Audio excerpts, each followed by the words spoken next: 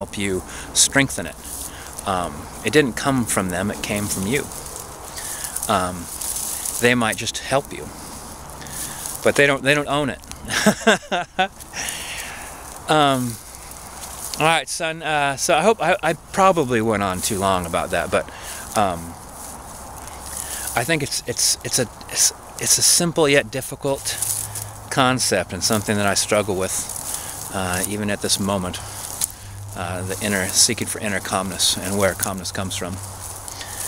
But you mentioned love, and the thing is, you're going to love people, and it's the thing is, like, sometimes people, I think they want to limit how much love they feel for other people.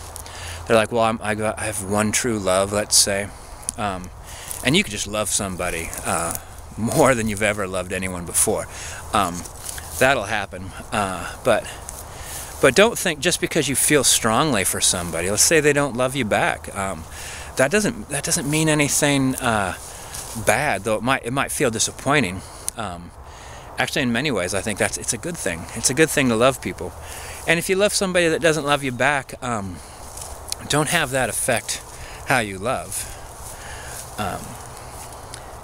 The thing is, I think that when you feel affection and caring and love for somebody, anybody, they should know it. That's one of the primary things I think that is involved in friendship, is that they should feel your friendship. They shouldn't have any kind of doubt about it at all. And it's the same thing for love. The people around you, and as many people as you have that feeling for, should know that you love them. Without really thinking about it. It should be like sun, it should be like the sun. They should feel the warmth of your love. And you say you love a girl, and she doesn't return that love. She certainly feels it. She feels that warmth from you. And if you love her, then that's a nice thing to do, to show her that. But without expectation of return. And it makes you a better lover. It makes you better at expressing love. And you know, you don't want to, having disappointment and love be mixed is unavoidable. But if what you're doing is just loving unconditionally, loving because you do, then there won't be a chance to feel disappointment if it's not returned as wholeheartedly as it's given, because that's not why you're giving it, you know? You love because you do. I am warm because the sun's shining on me. It just is. And as you start, expressing love that way, you get more love back in your life. It's like being a farmer. You're planting things, and things grow up and they thrive because how well you do it. And eventually you're going to find somebody that responds to your love, son, in a way that astounds you. And a way that makes, like, your kind of disappointment at... That's okay, buddy, it's a dog.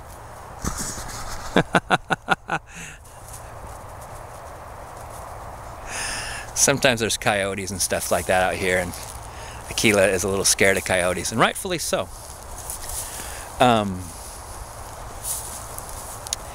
Yeah, so that's the thing. It's like, I think sometimes, that's another thing about, like, just loving. Because sometimes I think that I love somebody and they can tell, and they don't necessarily return that love. They might return, like, affection or friendship, or they might just think I'm nice. But I think that sometimes people worry that when they feel love coming from me, that I'm going to expect it back. And I don't at all. It feels good to love, doesn't it? So I'm directing love at nature right now, and I don't really expect nature to do anything about it. And it's the same with the people I love in life. And it frees you up. It just frees you up to love. So yeah, don't sweat it if you don't get it back, because that's not why you're loving. You're loving because you do. All right. And as far as, like, okay, we're done with love. And we'll just touch base one more time on like solutions, and like you might say, I've heard about this plant that grows, and that you chew it or smoke it or swallow it, and this plant makes you feel good. It opens up doors in your mind, and I like that idea, actually. I think that there's been times in my life that, sometimes even through being tired, but sometimes you could get in a state of mind that's so different from your normal state of mind, that your brain kind of works certain ways. It has pathways, and those pathways, the more you think certain ways, the easier it becomes to think that way, and the harder it is to think differently. So sometimes you could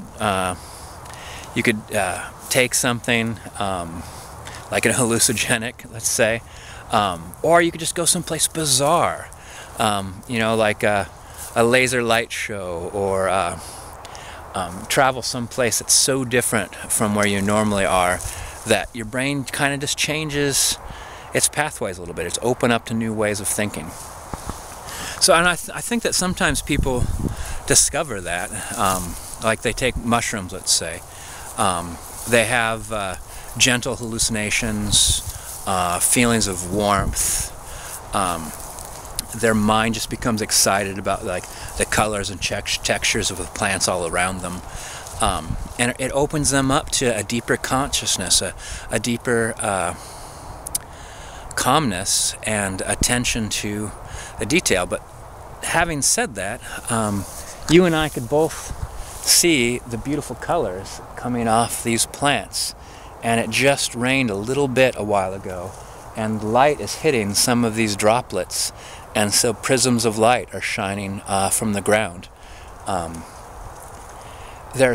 could feel the air moving across my skin right now, and I could hear things and echoes coming off the mountains over there, but it's more silent over there. It's like start thinking of sound as terrain, and I'm getting tons of information. I could sit right here and start moving grass aside and find insects and tracks and things dropped by animals, and could just lose myself here for hours. And that's what I could open my mind to. And you could take, like, say, mushrooms for that, and that might help you open up to the concept of,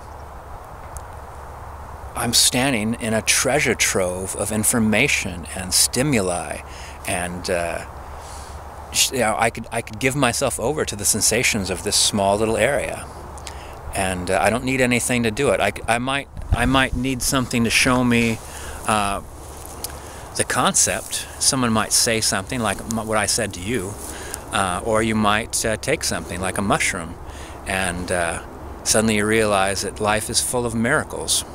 But keep in mind, that doesn't come from that mushroom. You know, it comes from inside, and you could decide to try right now to get down on your knees and start looking around. Oh, look. See that? That's a pathway that, look. Yeah, I just squatted down and found a pathway for that mice make. I'm surrounded by miracles, and I know it because I look for them. So, all right, son. I think I've talked an awful lot. I hope that something I said makes some sense to you, and I hope you know that you're always welcome to talk with me. All right. Welcome to the Delta.